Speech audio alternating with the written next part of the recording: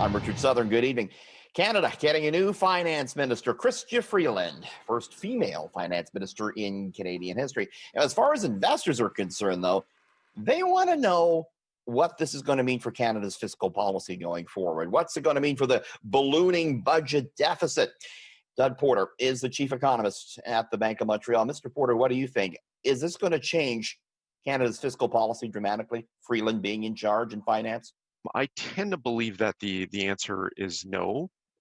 There's bound to be at least a little bit of a shift, and certainly that's the way the market is reacting or responding at this point. The conventional view at this point is that there won't be a significant change, but I think there's a lot of open minds on that issue.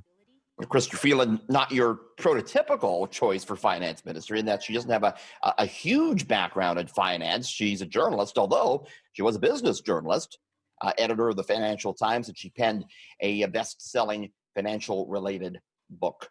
We did see markets react in a fairly positive way to this, in that we did see the Canadian dollar at a top point today. It hit its highest level against the greenback since late January. All right, meantime, switching gears, what have we been eating during the pandemic? Potatoes, and lots of them, apparently. We heard today from Skip the Dishes, the food delivery app. It said it sold 7 million pounds of potatoes since the start of the pandemic. The app says that's a 72% uptick since before the pandemic started.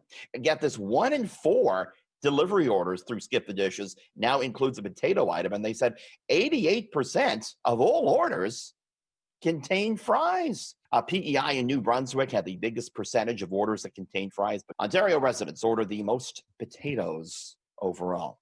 All right, finally, it's drinks on Ryan Reynolds. The Canadian actor just sold his gin brand for $610 million.